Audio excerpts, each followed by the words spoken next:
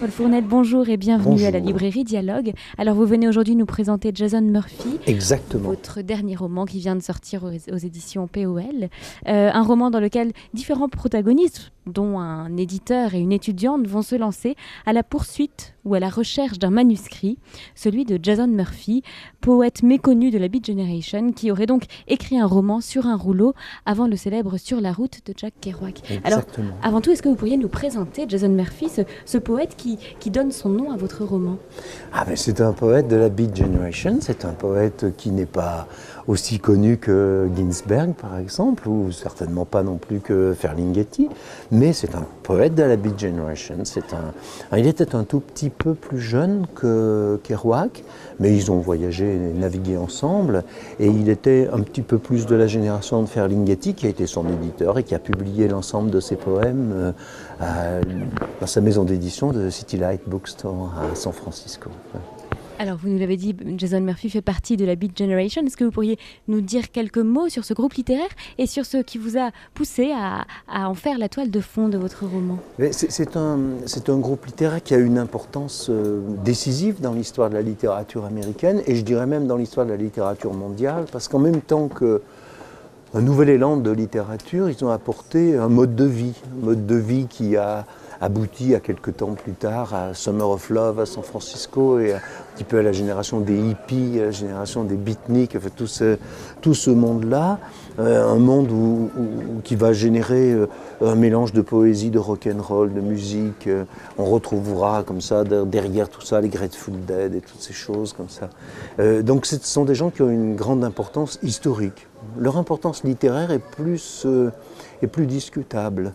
D'une certaine façon. Bon, il y a des chefs-d'œuvre comme le Howl de Allen Ginsberg, ce grand poème halluciné. Bon, voilà, ce sont des choses importantes. Le roman Sur la route de Jack Kerouac, les Burroughs par exemple aussi sont importants, mais ce sont des livres dont très souvent la qualité littéraire intrinsèque est mise en question. Donc c'est un petit peu ce qui m'intéressait dans ce choix, dans le choix que j'ai fait de cette époque, parce que précisément on peut avoir des relations ambivalentes par rapport à ce qu'ils ont produit. Alors, des relations ambivalentes, c'est justement ce que les différents protagonistes de votre roman vont avoir par rapport à ce manuscrit qu'ils recherchent tous, mais pour des motivations, somme toute, assez différentes. Pourquoi avoir choisi justement de mettre en scène toutes ces différentes motivations pour un même but? Mais parce que je crois que faire de l'édition ou faire de la recherche littéraire, c'est toujours une chasse au trésor, d'une certaine façon. Ce sont des pièces uniques qu'on cherche. Donc on cherche toujours le trésor. On cherche une pièce unique pour en faire des multiples, mais on cherche toujours une pièce unique. Évidemment, dans cette quête, tout le monde ne cherche pas la même chose. Mais parfois, le même objet peut rassembler tous les désirs. Et c'est un peu le cas de ce manuscrit inédit de Jason Murphy, qui pour un éditeur serait évidemment un pactole financier, parce que tout de même, un livre de la Beat Generation qui n'aurait pas été publié, et bon, ça serait un événement mondial dans l'histoire de l'édition, et ça serait des milliers et des millions de ventes. Pour la jeune fille, la jeune Madeleine, qui elle est en train de faire son diplôme d'études finales, pour elle, trouver un manuscrit inédit de Jason Murphy qu'elle pourrait mettre dans sa thèse, puisqu'elle travaille sur lui, ça serait une sorte de bâton de maréchal. Avant même d'avoir commencé sa carrière de chercheur, elle serait déjà au sommet de la pyramide. Donc il y a diverses façons d'approcher un manuscrit, d'approcher une hypothèse de manuscrit. Donc l'éditeur a une sorte d'appétit furieux pour lui, mais derrière lui, il y a un autre éditeur dans la maison qui se dit que peut-être à la périphérie de ce manuscrit, il y a peut-être moyen de trouver d'autres choses. Même si on ne trouve pas ce manuscrit, il y a peut-être autour de lui des objets éditoriaux qui seraient intéressants à ramasser. Le professeur qui dirige la jeune étudiante, lui, professeur Chantier, parfois, lui aussi, il serait intéressé si ce manuscrit existait vraiment, mais en même temps, il aime bien qu'on dise qu'il est au courant. Alors est-ce qu'il l'est vraiment? Est-ce qu'il n'est pas? Est-ce qu'il l'aurait lu? Est-ce qu'il ne l'aurait pas lu? Il y a tout un jeu comme ça qui est une sorte de jeu de dupe et qui est le principe même de la quête éditoriale, la quête du chef-d'œuvre, la toison d'or. Donc c'est pour ça que sans doute il s'appelle Jason, mon personnage.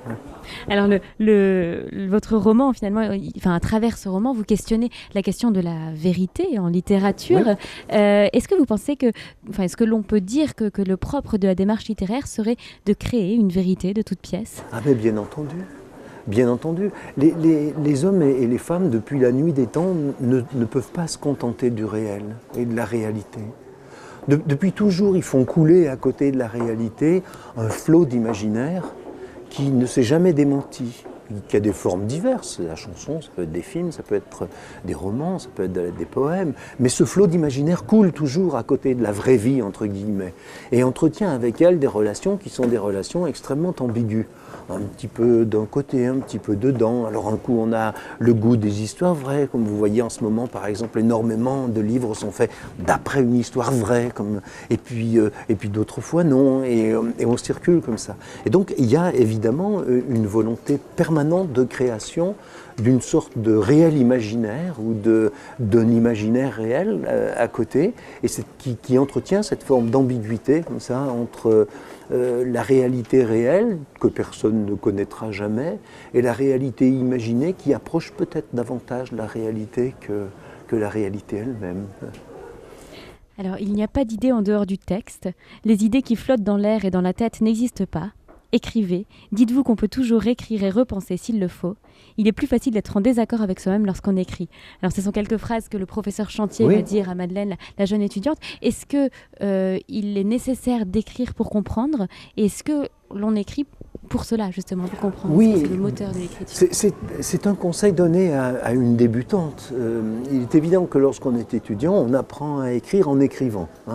Il n'y a pas de lieu où on apprend à écrire, bien sûr, mais la construction d'une œuvre littéraire, critique, on l'apprend en la faisant. Et donc il lui dit ça parce que c'est une chose que j'ai observée, moi, autour de moi, en étant éditeur ou en étant enseignant, c'est que très souvent les gens imaginent qu'ils ont beaucoup à dire sur quelque chose. Ils accumulent de la documentation pendant des mois, des années, ils stockent, ils organisent et ils se disent voilà, ça va être... Et puis ils se mettent à écrire. Et là, généralement, c'est une faillite. Parce que là où on imaginait avoir une surabondance de biens, on se retrouve avec quelque chose qui s'épuise très vite en 1 ou 2 pages, où on se dit mais où est-ce que je vais aller chercher? Donc il faut écrire, il est urgent d'écrire, avant même véritablement d'avoir accumulé de la documentation, tout ça. Lorsqu'on fait un travail de recherche, il est très urgent d'écrire. Parce qu'en écrivant, on commence à établir un dialogue avec soi-même et avec son sujet. Et c'est comme ça que les choses apparaissent. Il n'y a pas de roman imaginaire non plus. Il y a des tas de gens qui vous disent « Ah, ma vie est un roman ». Oui, non, sauf que c'est pas un roman, quoi. Parce qu'un roman commence là où commence le papier et où commence le texte. Il n'y a pas de texte en dehors du texte. Et donc c'est cette idée-là que le professeur Chantier essaye d'expliquer à la petite Madeleine en la conseillant pour qu'elle avance dans son travail de façon féconde et aussi rapide que possible.